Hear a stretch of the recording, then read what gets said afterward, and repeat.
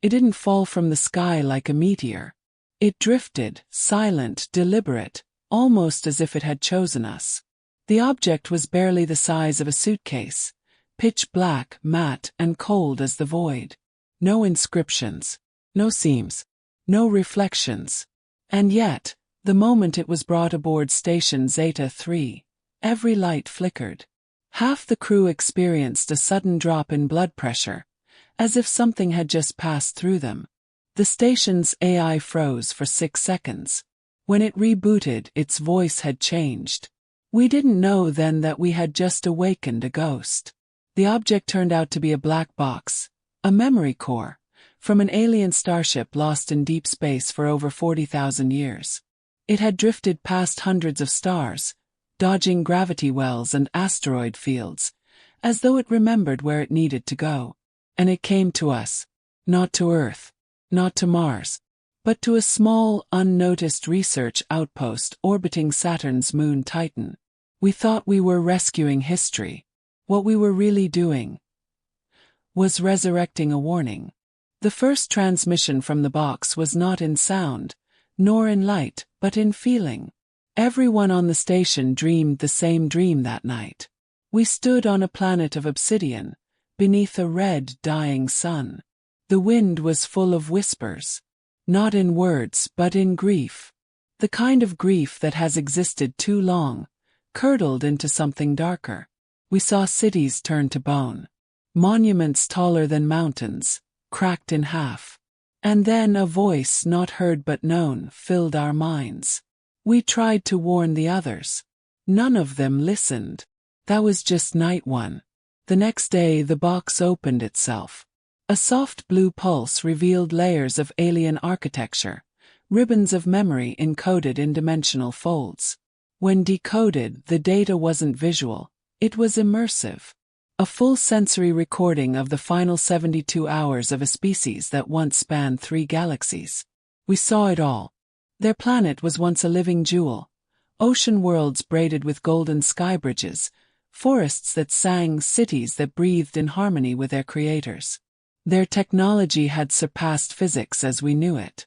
They were not gods, but they had the humility of gods who knew what came before. And then something began to change. Started with light.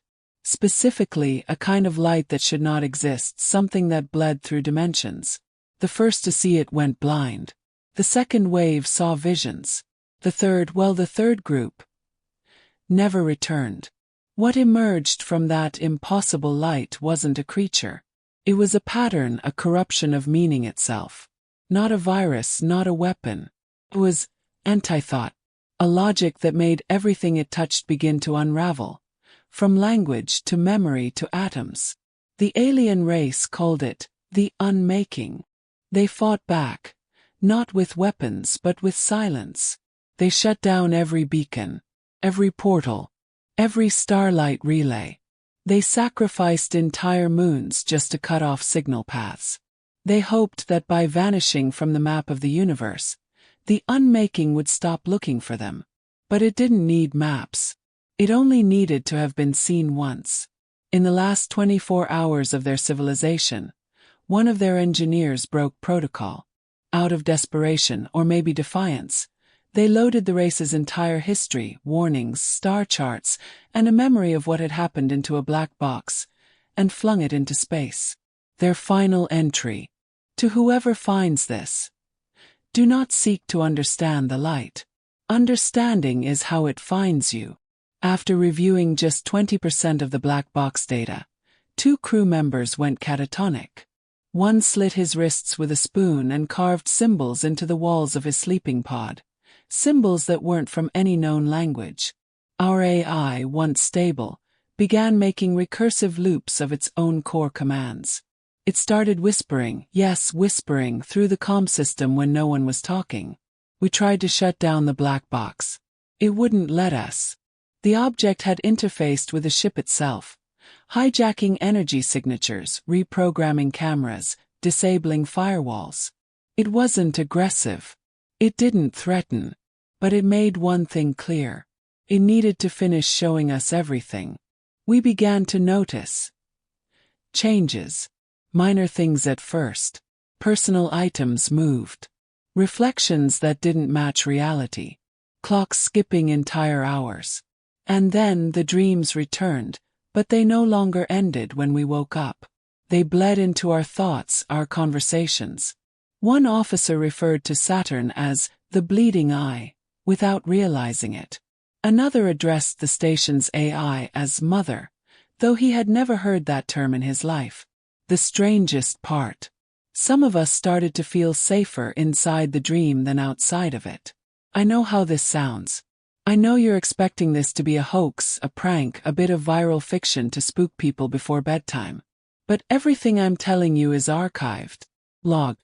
Stamped by Interplanetary Data Security.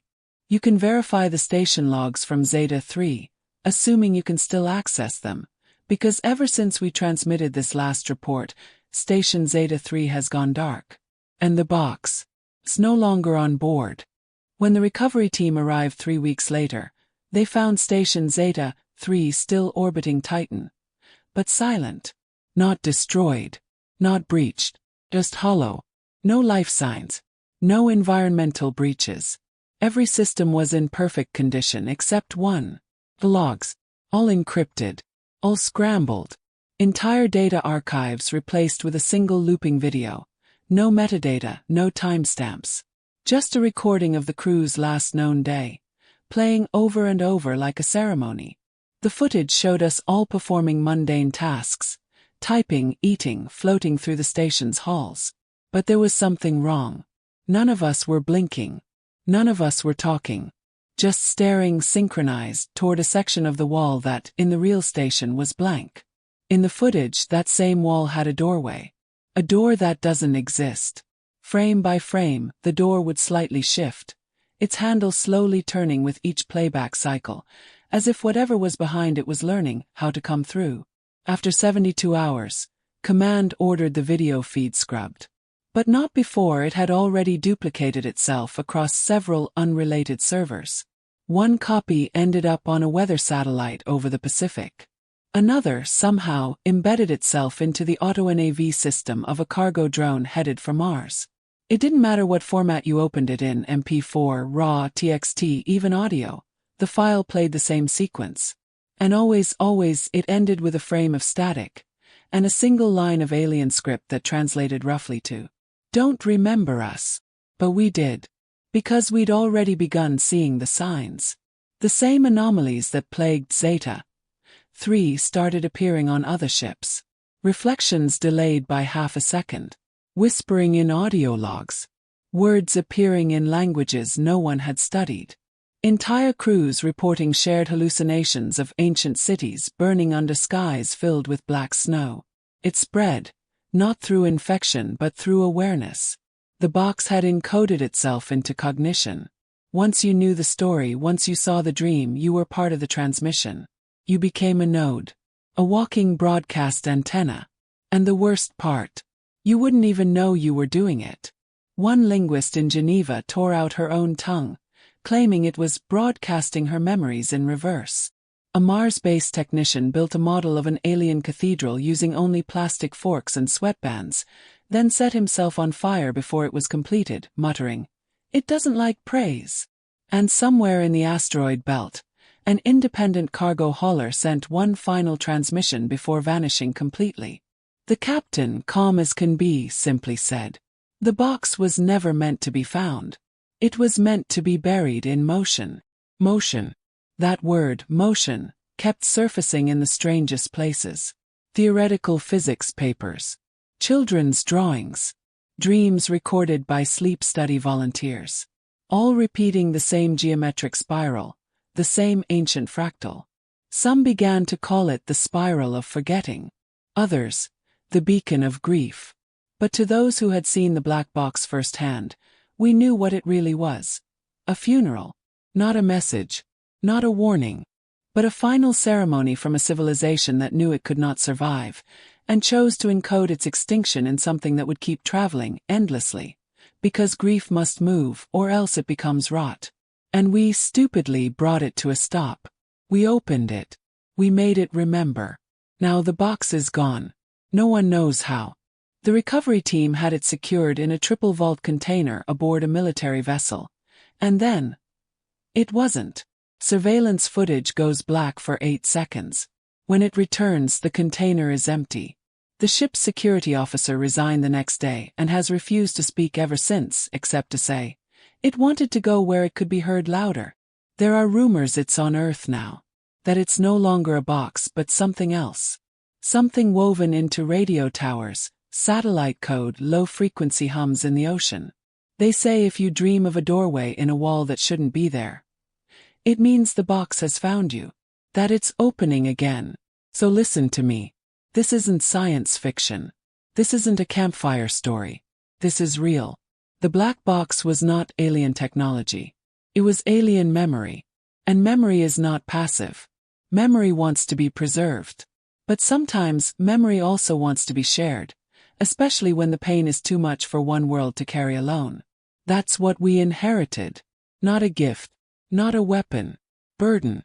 And now it's ours to carry, until the next poor soul tries to open it again.